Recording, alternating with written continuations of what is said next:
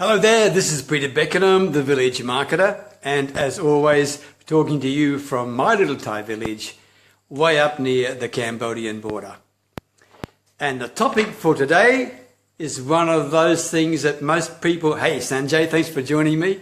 The topic for today is one of those statements you get from a prospect that you truly don't want to hear. Nabil, thank you for joining me, mate. Thank you. Okay, Cornelia, thank you also. Fantastic. Okay, so the topic for today is let me think about it. Okay, let me think about it. You know, when you get that from one of your potential customers, let me think about it, you're thinking, what else can I do? Okay, hey Jackie, it's a very common response. And I want to share with you what you should do when people say this to you. And also why they say this to you. This is very, very important, all right? First of all, if they say to you, let me think about it, there's a pretty darn good chance that the reason they're saying that to you is because they don't perceive that you have given enough value. I'm just saying it's blunt, right? They probably don't think you've given enough value yet, right? And in other words, if you're asking them to put their hand in their pocket to pay you, they want to see the value. If they haven't seen the value from you, then they're saying to you, nice and politely, let me think about it, which is really saying, I don't see the value. All right? That's up front. I want to say that to you. Very important. However, hey Todd, thanks for watching. Isen, thank you for watching too. However, what you should not say to people when they say to you, look, Peter, let me think about it. That what you do not say to them is this. Okay, I understand. Yes, I understand you have to think about it. Tell me, when can I get back to you? Paula, thank you for watching. Tell me, when can I get back to you? That is the worst response you can give them. Truly is the worst response you can give them. And I'll tell you why.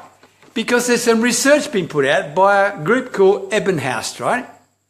Now think about this. When you say to somebody, let me know when I can get back to you, think this through. This is really very important. It's about people's memory, right? After 24 hours, most people will forget 75% of what you just told them, right?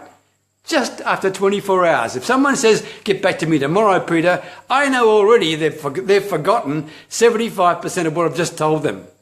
But what's even worse is this. After 30 days, they only remember 10% of what you've told them. They've forgotten 90% already, right? So if they say get back to me at the end of the month, the chances of them remembering things about you is pretty darn small. They may remember 10%, but of that 10%, 50% of that is incorrect.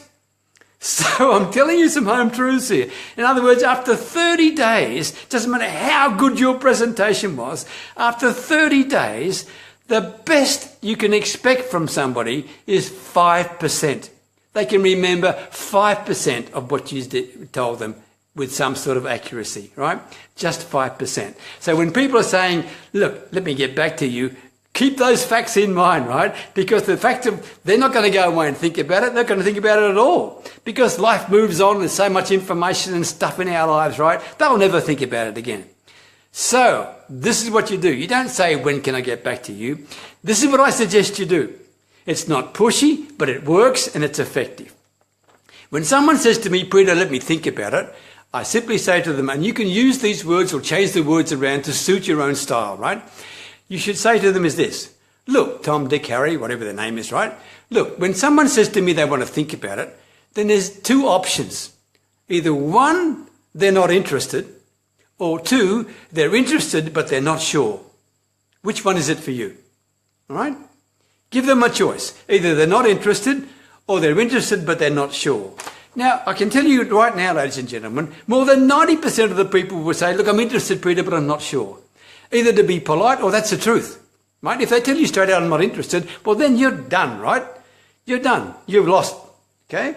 And accept it and move on. But if they say, I'm interested, but I'm not sure, right?